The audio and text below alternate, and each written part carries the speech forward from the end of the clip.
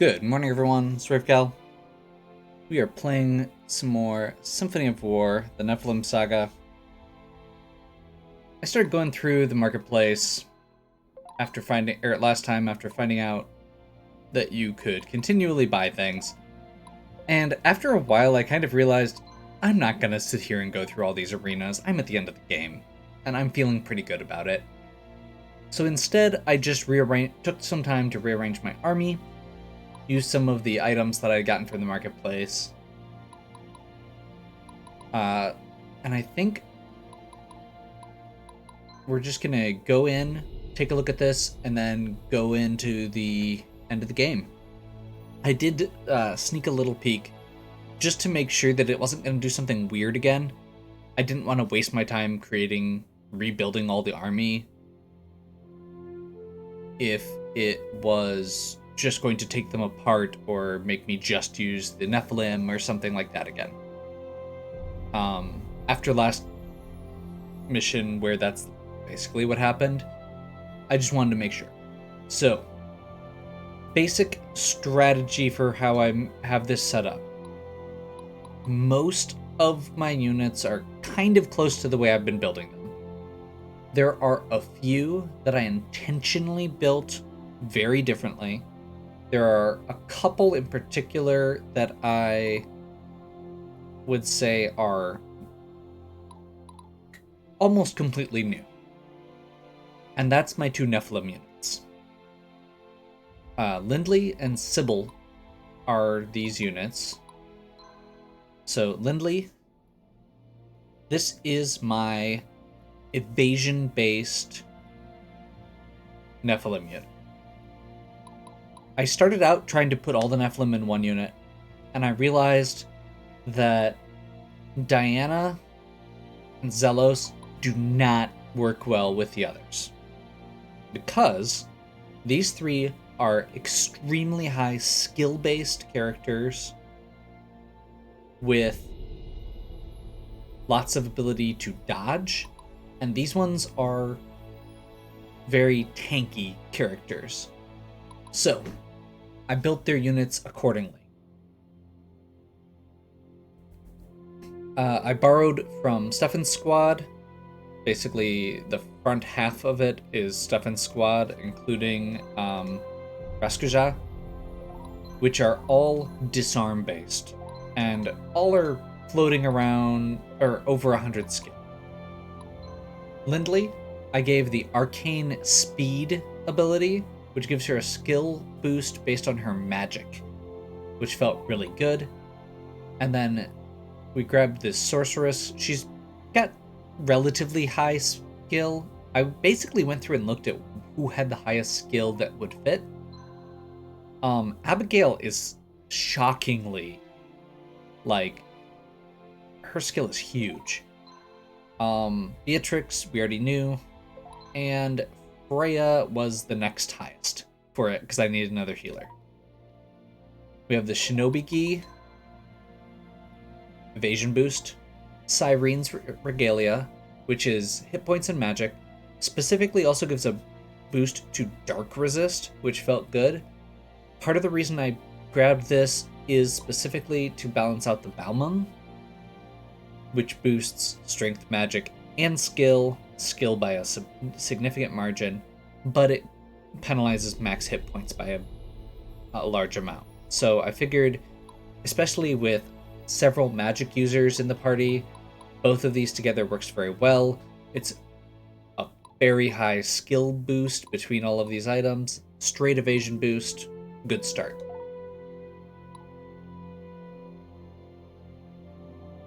Lysander ended up taking over Dennis's job. This one was a little bit hard for me because I do really like Lysander as a usable unit. I like him in other units because he heals the whole team. I chose to put him here to make use of his Shock and Awe ability so that I could boost the threat rating on this unit high enough. Because I could not... he has enough leadership that I could put in that extra paladin and I ended up really just that was my goal. I wanted to get enough threat that we could push this cannon unit out of range so that my tank units could take those hits. And Lysander was the best one to do. So this is literally just a bunch of cannons. That's what it's going to be used for. I've got a paladin just in case. Essence of Embor inflicts chill, which lowers their skill, which makes it harder to dodge. True Shot Bow, skill boost, same thing. And then I threw in the Steel Shatter because one of the problems I was running into with cannons is that certain armor units, specifically Sentinels, resist firearms. This should ignore some of their armor to pierce through. Okay, this was my more tanky, the more tanky side of my Nephilim. So they get the Iblis family signet, which is max hit points 120, refuge, bonus healing, and Genbu shell fragment, immune to crits, plus 30 armor. Lose a speed or a movement, but I basically want to walk them up into the fray and just have them do what they do. The specific extra thing with this that makes this really work is the fact that Diana has Bloodlust, which means every time she kills an enemy, she also gets some healing. Christina is up here at the front because I needed another frontliner, and she has pretty solid hit points and defense. Zelos is up here, same thing. He's got 900 hit points with this setup. I went with the Zweihanders because I want to be able to just basically shave off rows of enemies, and these four together should be able to do that. Sybil was the one who had enough capacity for it. I tried to build it with Diana and I couldn't with having a full board at least. And then 2 healers. So Sybil is mostly there as the leadership role, but she's honestly got that extra Guardian Impulse is pretty good, and I had on Scathed, so she's good against assassins as well, having her in the back row. The other nice thing here is that both Christina and Sybil have a chance to use healing if they need to. Originally, Sybil's spot here was Lysander, and my thought was to just have that wave of healing that he puts out every turn. And then I tried building the cannon unit, and I just couldn't get my threat high enough. So that's where we are. Jules. Jules is the standard warbow unit. I did equip St. Teresa's Tiara, which gives... it basically swaps magic, all of their magic into strength. Now this does not mesh well with the Heartseeker, which is a minus 20 magic. The main reason for St. Teresa's Tiara is plus 20 skill, and the fact that it has a very high threat boost. So, once again, putting a lot of emphasis on getting the threat of these ranged units up high enough that some of my melee units can take the heat from them. Bizan, this one was the exception. It's supposed to be able to exchange fire with archers. I left it as is pretty much. I did switch out the obsidian plate there just to get that extra boost. Honestly, I'm not super happy with the way this unit ended up, but with the way that the way I'm hoping this fight goes, yeah, it'll be what it is. Matriarch Rosalie. Since Sybil was doing the other one and Abigail is already in use, she was my next choice for a tank unit. So all of my tank units have been pretty much set up the same since I've had the ability. St. Teresa's Bulwark, Refuge, Noisy Cricket. And this should be the lowest threat rating on my board, except for Jeremir's squad. This one surprised me a little bit, because I ended up being able to squeeze 6 units in instead of 5, and still keep it under 15,000 threat. Same setup, same basic everything. Little bit less defensive, little bit more healing. Should be good. My goal is to have these two protect my ranged units. I want the ranged units to be able to just shoot the boss. I want these units to be able to tank hits from anything going on. Synthose. This is a weird one. I've had this thought basically since I set up Beatrix this way. And this was kind of the next step of that. So, synthose is a fire mage, which again feels like it's a good way to just kind of shave off a row. Yeah, 2 lightning mages with him, and 3 red dragons. This entire team is magic based. Red dragons use magic as their attack. I gave them the temporal modulator, which is important. Temporal modulator lets them attack first, even if they get attacked. So this is very much the best defense is a good offense setup. And you know what? I'm actually going to change out. So temporal modulator, always attack first when defending. Grandmaster spellbook, and I'm actually going to change out Syncredo because I want to make sure that everybody gets as much of an attack as they can. Do I want to just use...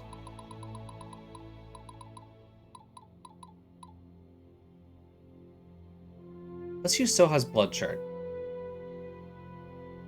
So it's going to just lose hit points every turn.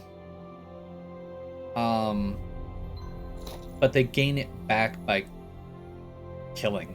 So basically the plan here is going to be put them in a position where enemies attack them, and when they can attack enemies, and then as long as they keep murdering things, they'll stay healed. And with all of this AoE going off before the enemies even get to go, they shouldn't be able to do much damage. Barnabys, this is a very straightforward 3 knights in front, 3 hussars, 2 healers, and a Valkyrie. This is about as simple as it gets for my cavalry units. This is how far I got with the actual, these are cool new weird things for this specific setup. Barnabys is the traditional, I want to be able to use him to sweep in and take out things when I need to. General Ragavi is one of my other dragon setups. These are the 3 dragons that have Imposing and then Beacon. So the idea is Nibbler should be taking the most damage with Imposing, and these other 2 should be can then also get healed. So if Nibbler takes the most damage, the healers will focus on Nibbler, and then the other 2 will just get the residual healing as well. The general is literally, again, just here because of capacity reasons. Tobias. Tobias hasn't led a squad in quite a while. I was very much running out of units that can actually lead because I put a bunch of my best leaders all in the first couple squads, in the Nephilim squads. I gave both of my sentinels Warrior's Hubris. Gain resistance to magician and dragon attacks based on strength. So these are relatively high strength units that should then be able to resist based on that. Dragoons hiding behind them, and then Tobias and 2 healers. Again, this is kind of in that. These ones are all kind of in that same boat. with Barnabys. These are the more normal units that I'm just going to use for cleanup. And then finally, Antonio. As you can tell by the kind of mismatch here, this is very much what was left that I felt was usable, and Antonio does a good job. He had the capacity for it. I kind of just threw together something with artifacts based on what I've used in the past. So yeah, that's how my units are set up currently. I have a bunch of units that are not in use right now, but I figured 12 units should be pretty good. If I want to, I guess I could try and do like... Do I have a... Yeah, we could do like Gregory the Assassin and company here. And do something like...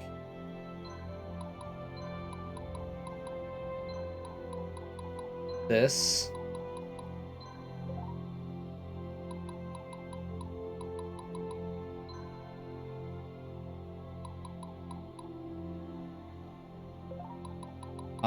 But I'm definitely going to be running into problems anytime that we're getting into this, just because, or anytime we're getting to this point, because I really don't have the stuff I would prefer to have at this point to make it good.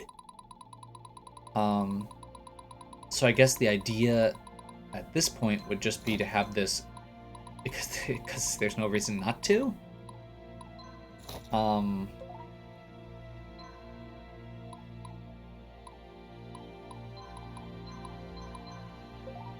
As long as this unit gets the first strike, they should be decent.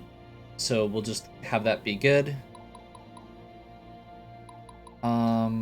Other things that I want to do that I haven't done yet, which was probably a mistake, was to use these stat up items. I want to use these to round out the characters that I don't have good setups for yet, or that are kind of fitting into a setup but are not as good as they could be.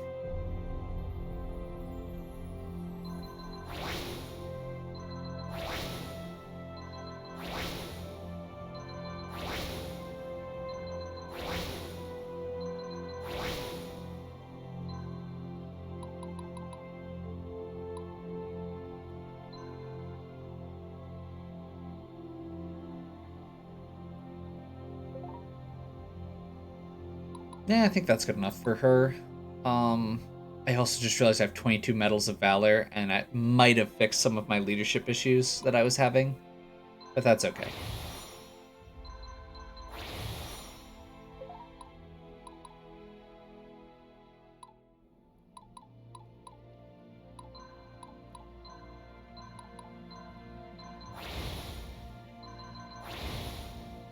Is this overkill? Yes. I'm not even going to try and argue that point. We're going to go ahead and give him Warrior's Hubris.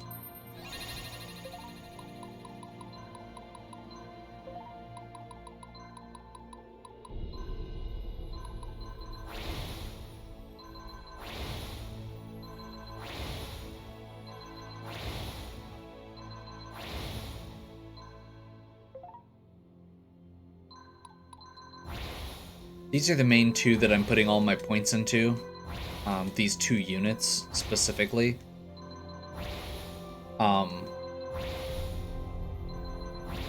I want my two Nephilim units to be my front line against the boss, so I'm perfectly fine with just pouring some extra points into them.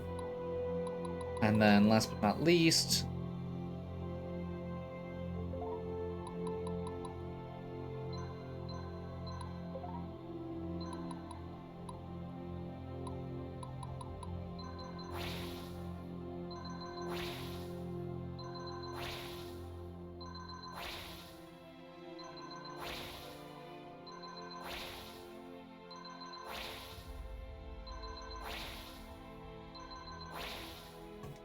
I'm doing this for a reason, I swear.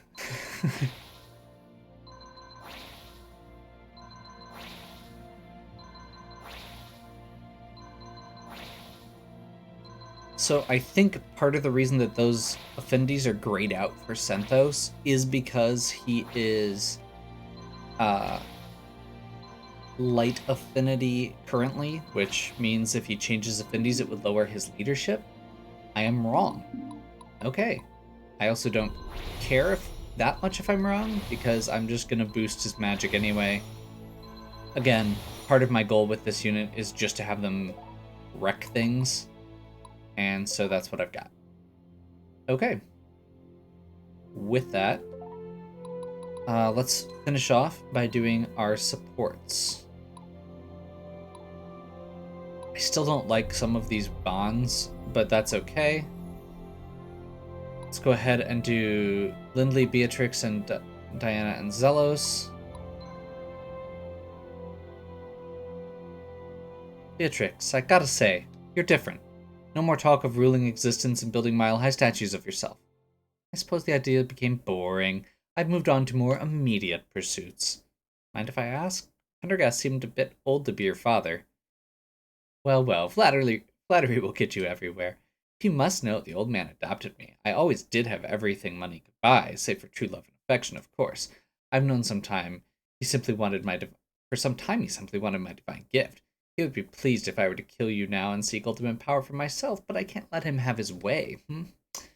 Guess we found our answer, darling. No more power hunger, Beatrix, because she doesn't want to be her father. Makes sense. Oh, darling, one last thing. Have you thought about how you will be executing Lysander? May I suggest letting me use him for meteor target practice? No. I'm still thinking about it. You joke about it, but give me some time. Joke?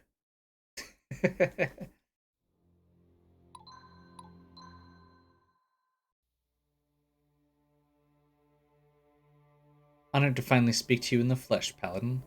Shame it's taken this long. I know it doesn't matter anymore, but one of my biggest regrets is not wising up to Xanatus earlier. I'd have slit Casimir's throat in a heartbeat and put a quick stop to all the child kidnapping nonsense. I'd prefer to kill you in combat, not to destroy your soul by kidnapping your son. Why did you destroy the temple? All I did was expedite the inevitable. The temple was just another part of an old paradigm, one on life support because of people like you. A man like you led down this path of bloodshed. Unfortunate. This coming from Diana, the goddess of war. This mighty paladin whose name inspires terror, and whose lifetime of crusade has spilt blood that would turn seas red. I heard how you killed Casimir. Is this how you and your order have always operated? If so, perhaps you're more honest than I give credit, or more warped by what you've become. I don't know what I've become.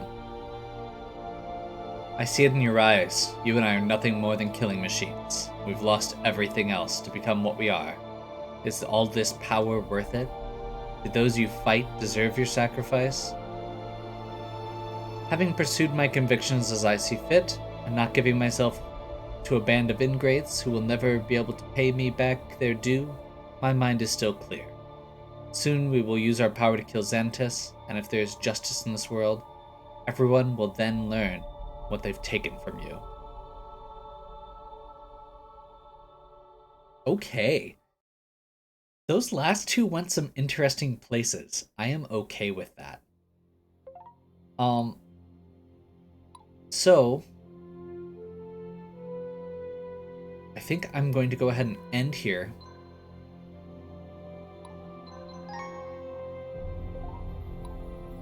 Make this a home base episode, and we will go in next time. The final chapter of Symphony of War. Hope you're still enjoying. If you are, please give me a like and subscribe. Check out the other content on my channel. If you have any questions or suggestions, please leave them in the comments. And as always, have a good one. We'll catch you next time.